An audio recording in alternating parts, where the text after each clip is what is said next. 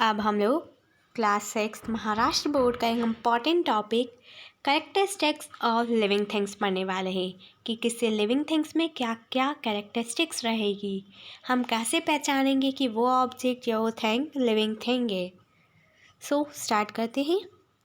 There are many kind of plants and animals around us. हमारे आसपास कई तरीके के प्लांट्स और एनिमल्स हैं।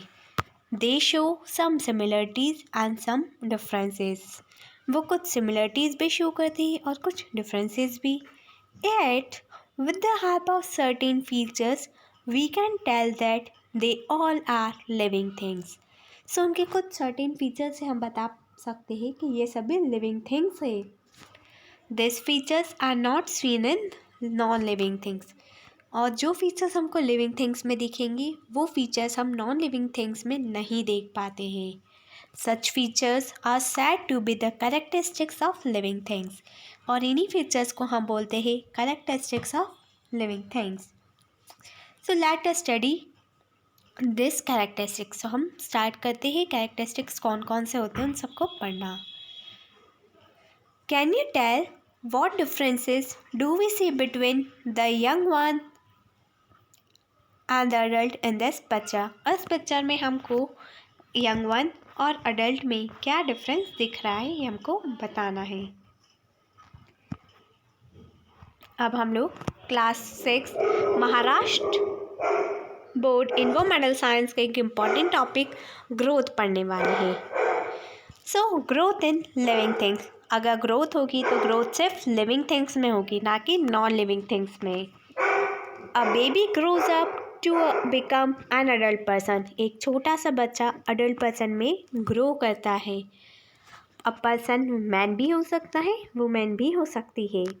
During the period of its growth the baby gain in weight, height and strength.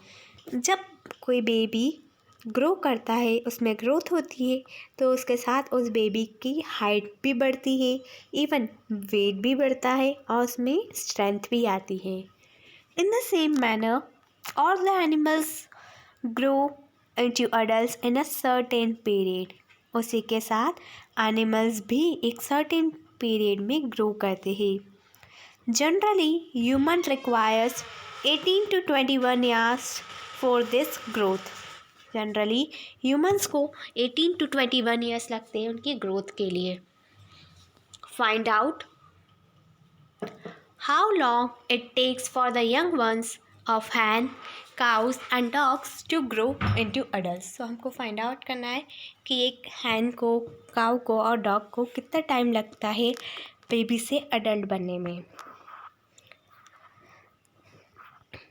Here is the task, try this. Tie a thread to the tip of the potted sapling. Keep the thread stretched and tie it to the peg or nail above the plant. So हमको एक plant sampling में एक धागे को tie करना है, बांधना है और इसको किसी भी हुक से बांध देना है। दूसरा जो कॉर्नर रहेगा उसको किसी भी हुक से टाई कर देना है।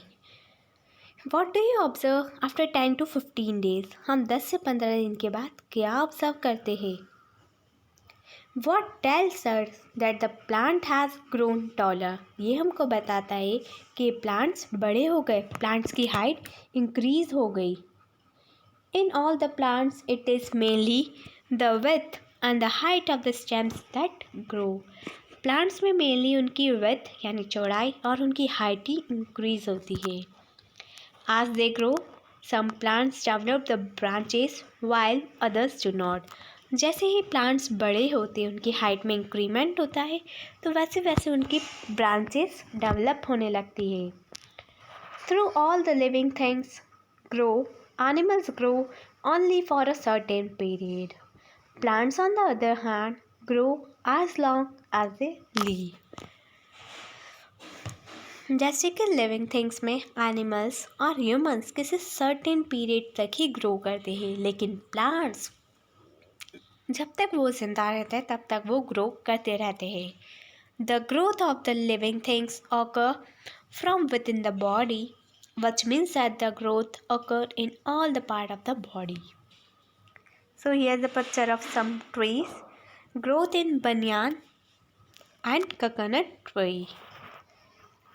Use your brain power. What differences do you see in the growth of trees like the mangoes, banyan and the peepal, and that of the bamboo, coconut and the toddy plants?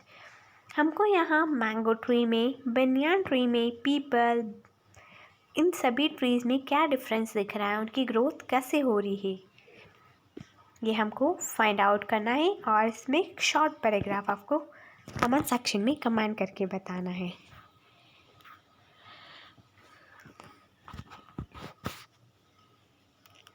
आज हम लोग class 6 Maharashtra board environmental science का एक बहुत important topic जिसके demand भी बहुत है वो पढ़ने वाले हैं।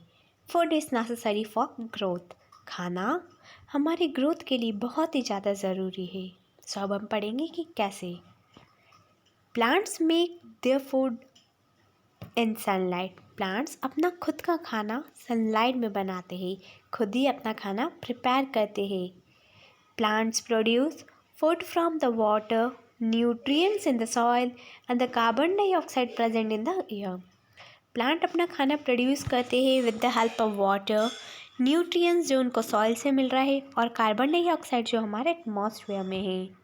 This process takes place in the leaves of plant. ये प्रोसेस प्लांट की लीफ में होती है। It is brought about in the presence of sunlight. ये मेनली प्रेजेंस ऑफ सनलाइट में ही होती है, यानी सनलाइट जब रहती है इट मीन्स दिन के टाइम में ही ये प्रोसेस होती है with the help of chlorophyll in the leave. So this process of food production is called photosynthesis. So plant जब अपना खुद का खाना प्रोड्यूस करते हैं, खुद का खाना बनाते हैं, तो उस प्रोसेस को हम बोलते हैं photosynthesis. During this process plants give out oxygen. और इस प्रोसेस में प्लांट हमको ऑक्सीजन गैस देते हैं। इवन वो कार्बन डाइऑक्साइड की प्रेजेंस में अपने फूड बनाते हैं और हमको ऑक्सीजन देते हैं। Plants appear mainly green in the colour due to the chlorophyll in them. Plants green colour के इसलिए दिखते हैं क्योंकि उनमें क्लोरोफिल प्रेजेंट है। सिर्फ क्लोरोफिल की वजह से ही प्लांट्स का कलर ग्रीन रहता है। अब हम एनिमल्स के बारे में पढ़ेंगे। Animals however do not have chlorophyll. Animals के पास क्लोरोफिल नहीं होता है। They do not produce their own food. Even वो अपना खाना खुद प्रोड्यूस भी नहीं करते हैं। They search for food. वो अपने खाने की खोज में रहते हैं। Animals such as goats, sheep, horse eat the grass, while the wild animals such as tigers and lions meet their needs for the food by hunting other animals which lives on plants. So कुछ ऐसे plants होते हैं जो कि सिर्फ grass खाते हैं, कुछ ऐसे एनिमल्स जो सिर्फ ग्रास खाएंगे, लेकिन कुछ ऐसे एनिमल्स भी रहेंगे जो अपने खाने के लिए किसी दूसरे एनिमल्स पर डिपेंडेंट रहते हैं। So the intake of food and the resulting growth is an important characteristics of living things. जब कोई भी लिविंग थिंग किसी भी फूड आइटम को लेगा उसकी ग्रोथ होती जाएगी, तो ये एक बहुत ही इम्पॉर्टेंट कैरेक्टरिस्टिक्स, एक बहुत ही इम्पॉर्टेंट फीचर एक लिविंग थिंग का।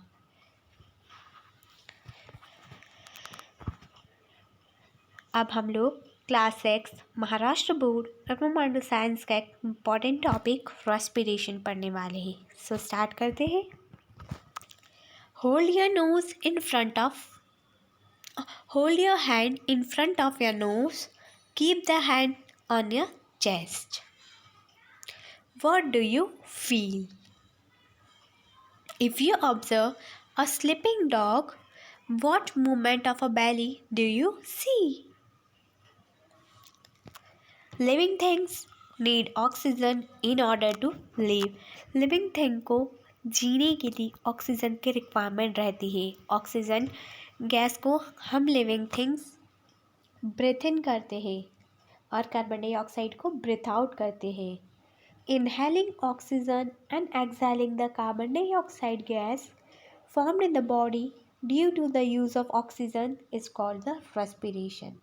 जब हम ऑक्सीजन को इनहेल करेंगे यानी ब्रीथ इन करेंगे और कार्बन डाइऑक्साइड को ब्रीथ आउट यानी एक्सहाल करेंगे, जो कि हमारी बॉडी में फॉर्म्ड हो रही है गैस। सो उस गैस को हम बोलेंगे, जब ऐसे सेम प्रोसेस कंटिन्यू चलती रहेगी तो the process is known as respiration. Animals such as fish, snake, mouse, etc. have the specific organs for respiration. It means सभी लिविंग थिंग्स के रेस्पिरेटरी सिस्टम्स अलग अलग रहते हैं, उनके ऑर्गन्स डिफरेंट हैं। On the other hand, plants respire by the means of microscopic pores on their stems and leaves. Plants respire करते बहुत छोटे छोटे से पोर्स उनकी स्टेम्स पर होते हैं और उनके लीव्स पर भी।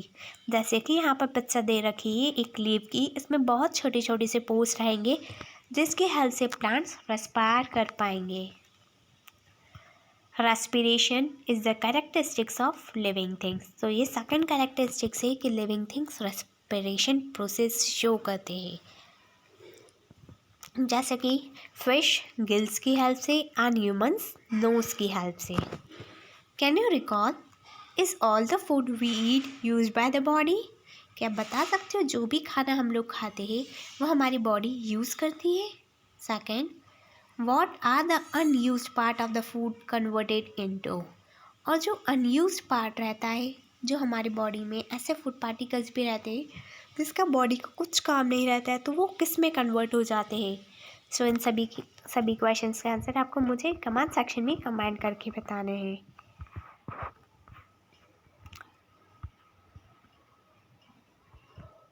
अब हम लोग class 6 Maharashtra board environmental science का एक इम्पॉर्टेंट टॉपिक एक्सक्रीशन पढ़ने वाले हैं। सो स्टार्ट करते हैं। Waste substances are form during the many processes that take in the bodies of animals. So जब भी किसी भी एनिमल की बॉडी में कोई भी प्रोसेस हो रही है तो बहुत सारे वेस्ट सब्सटेंसेस प्रोड्यूस होंगे। They are called the excreta and the process of eliminating them from the body is known as excretion. So इन वेस्ट प्रोडक्ट को हम बोलेंगे एक्सक्रीटा, और एक ऐसी प्रोसेस जिसमें वो वेस्ट प्रोडक्ट हमारी बॉडी से बाहर निकल रहा हो, एलिमिनेट हो रहा हो, उस प्रोसेस को बोलेंगे excretion. Animals have the specific organs for excretion. Animals के पास एक स्पेसिफिक ऑर्गन रहता है एक्सक्रिएशन के लिए। प्लांट्स टू एक्सक्रीट, प्लांट्स भी एक्सक्रीट करते हैं।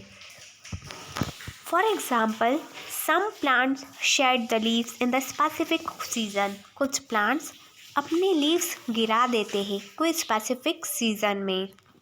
Waste substances store in the leaves of the plants are shed along with the leaves. So जो वेस्ट सब्सटेंसेस उस ट्री की लीव्स पे स्टोर है तो वो भी शेडिंग के टाइम प्लांट से बाहर निकल जाता है। यहाँ पर हमको एक पिक्चर दे रखी है अ ट्री शेडिंग लीव्स की, कैसे एक पेड़ की पत्तियाँ नीचे गिर रही, कैसा पेड़ पतझड़ हो रहा है। Try this, take a transparent plastic bag, tie it over a leaf of a plant as shown in the picture। हमको एक ट्रांसपेरेंट बैग लेना है और उसको किसी भी एक प्लांट की लीफ पर टाई कर देना है, बांध देना है। Observe it after 6 to 7 hours। फिर हमको 6 से 7 घंटे तक इसको ऑब्जर्व करना है। व्हाट डू यू सी, हम क्या ऑब्जर्व करते हैं? Droplets of the water collect on the inside of the bag. उस बैग में पानी के छोटे छोटे से ड्रॉपलेट्स कलेक्ट हो जाएंगे। It means that plants excrete water in the form of vapour. Plants water को एक्सक्रीट कर रहा है वेपर के फॉर्म में। So excretion is the characteristics of living things. So excretion भी लिविंग थिंग्स का एक फीचर है। Use your brain power. What is a sticky substance seen on the stem of bamboo or the drumstick tree? So अपना brain power use करो और मुझे बताओ कि बबूल और ड्रमस्टिक ट्री पर जो स्टिकी सब्सटेंस होता है वो क्या है? Observe and discuss. Have you experience this? What happen immediately after the following actions? क्या आप एक्सपीरियंस करके बता पाओगे कि इमीडिएटली क्या होगा जब ये एक्शंस करेंगे? Light flash suddenly into your eyes. अगर आपकी आइज़ के सामने सडनली किसी ने लाइट फ्लैश कर दी तो क्या होगा? Suddenly you felt a pin prick. Suppose कि आपको पिन लग गई है।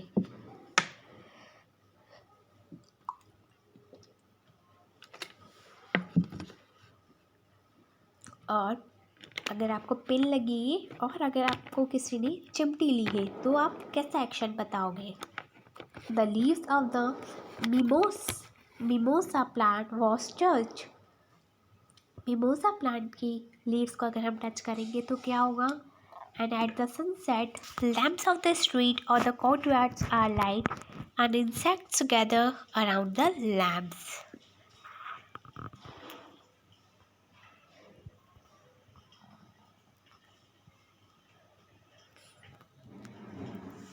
आज हम लोग class 6 Maharashtra board environmental science का एक important topic responsiveness to stimuli and movements पढ़ने वाले हैं।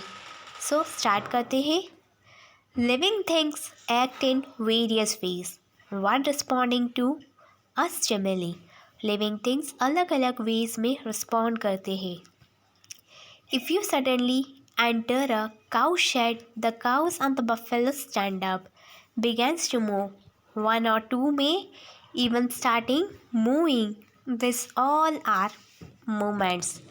सपोज किया कि हम लोग काऊ शेड में गए, गौशाला गए, तो जैसे हमने एंट्री ली तो वैसे ही काऊ और बफेलो दोनों खड़े हो गए और मूव करने लगे। और उनमें से कुछ काउज और बफेलोस होगी जो कि मूविंग करने लगी, चिल्लाने लगी। ये भी एक मूवमेंट शो करता है। अ creeper planted in the courtyard leans towards a support. सो जो क्रीपर प्लांट है वो courtyard में उसको सपोर्ट की ज़रूरत रहती है।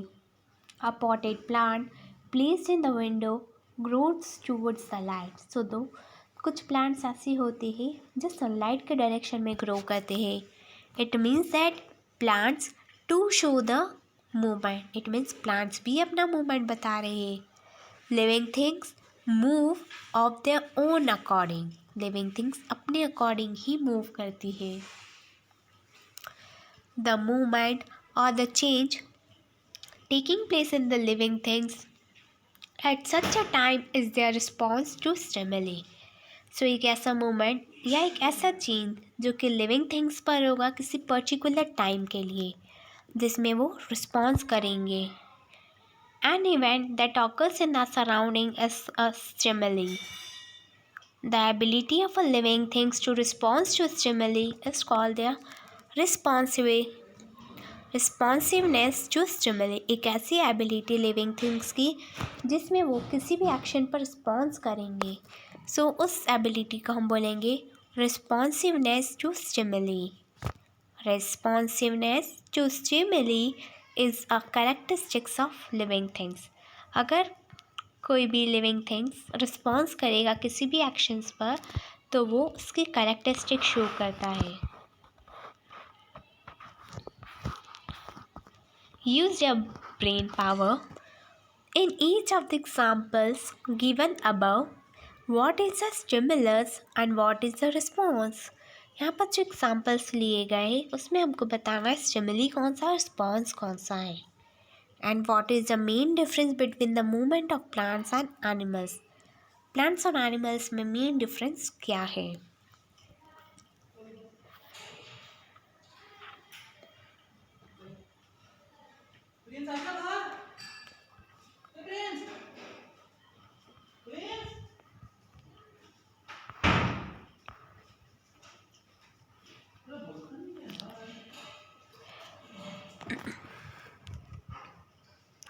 अब हम लोग class 6 Maharashtra board environmental science का एक सिंपल सा टॉपिक रिप्रोडक्शन पढ़ने वाले हैं। सो स्टार्ट करते हैं। Living things produce other living things like themselves. Living things उन्हीं की तरह के कुछ और लिविंग थिंग्स को प्रोड्यूस करते हैं।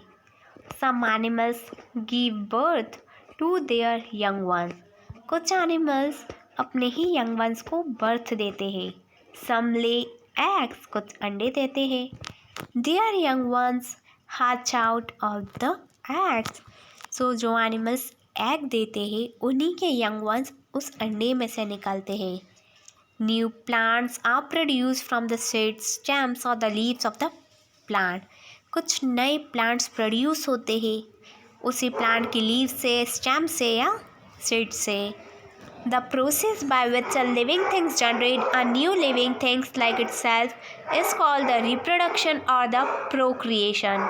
एक ऐसी प्रोसेस जिसमें लिविंग थिंग्स जनरेट करती है अपने जैसे नए लिविंग थिंग्स को, उस प्रोसेस को ही हम बोलते हैं रिप्रोडक्शन या प्रोक्रिएशन।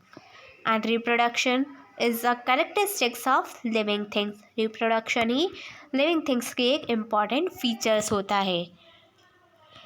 जैसे कि a bird and its eggs. Here is a picture of bryophyllum, a mare and his foal and a rose cuttings. तो यहाँ पर रिप्रोडक्शन शो हो रहा है। Use your brain power. Why have so many type of plants and the animals been able to survive on the earth even today? So आज के time पर भी कई सारे प्लांट्स और एनिमल्स कैसे सर्वाइव कर पा रहे हैं? Observe and discuss.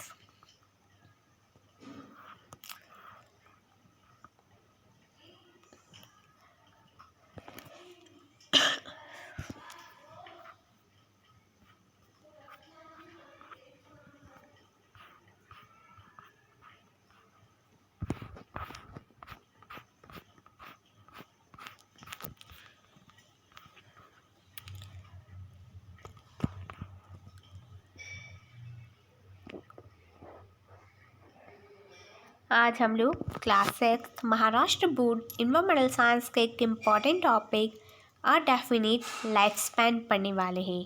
So start करते हैं। At a certain stage of life living things become capable of reproduction. Life की एक सर्टेन स्टेज, एक स्टेज आने के बाद कोई भी लिविंग थिंग्स कैपेबल हो जाता है रिप्रोड्यूस करने के लिए। So later on in the life reproduction stage, their organs become weak and still later their lives come to an end. So reproduction करने के बाद कुछ टाइम के बाद उनके organs weak हो जाते हैं और फिर उनकी life end हो जाती है। In other words, living things die. The lifespan of the different animals and the plants are different. सभी plants और animals की lifespan different रहती है।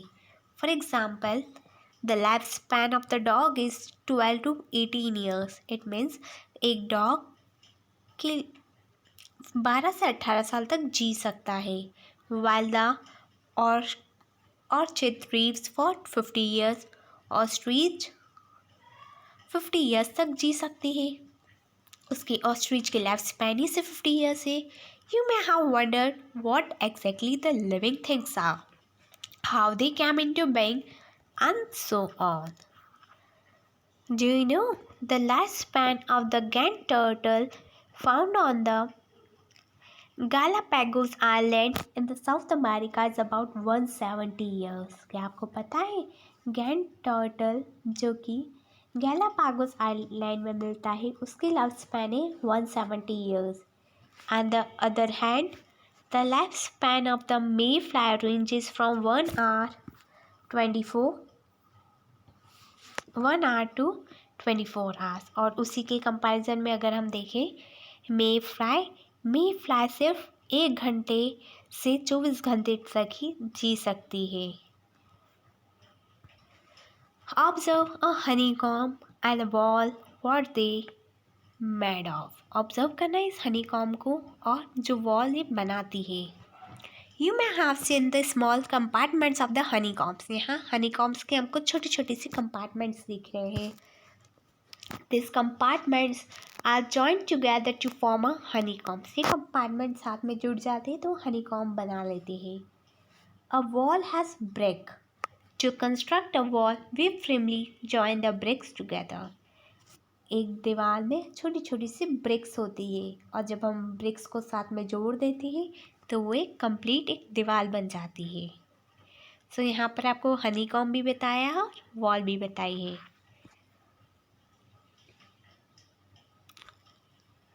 आज हम लोग class 6 Maharashtra board environmental science का एक इम्पॉर्टेंट टॉपिक और सेल्यूलर स्ट्रक्चर पढ़ने वाले हैं। सो स्टार्ट करते हैं। Living things are made of small units called cell. Living जो भी जितनी भी लिविंग थिंग्स है वो छोटी छोटी यूनिट से बने और जो सबसे छोटी यूनिट होती है उसको हम सेल बोलते हैं। All the actions and the process in the body of living things are brought about with the help of this microscopic cell। जितनी भी एक्शंस या जितनी भी प्रोसेस लिविंग थिंग्स के बॉडी में होती है वो इन्हीं माइक्रोस्कोपिक सेल की वजह से होती है।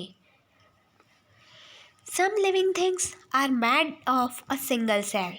They are called the unicellular organism। कुछ ऐसे भी लिविंग थिंग्स हैं जो कि सिर्फ सिंगल सेल से बने हैं। उन लिविंग ऑर्गेनिजम्स को हम यूनिसेलुलर ऑर्गेनिजम्स बोलते हैं।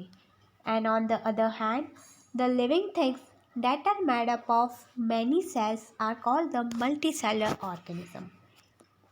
लेकिन कुछ ऐसे भी ऑर्गेनिजम्स होते हैं जिनकी बॉडी पर बहुत सारी सेल्स रहती है। उन ऑर्गेनिजम्स को हम मल्टीसेलुलर ऑर्गेनिजम्स बोलते हैं।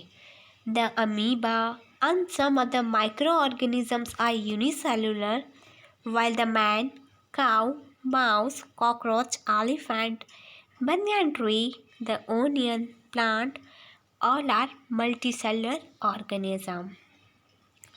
All the characteristics of living things are seen in every cell of a living thing, whether it is unicellular or the multicellular. Cellular structure is the main characteristics of the living things, even though the number of cells may vary। Cellular structure एक बहुत ही important characteristics है living things का। ये vary हो सकता है, it means sales के number vary हो सकते हैं हर लिविंग थिंग्स में। सो बच्चों, आई होप कि you enjoy this video and आपको उस वीडियो के सारे टॉपिक क्लियर हो गए होंगे। And if you have any query, then comment in comment section. Thank you. Have a nice day.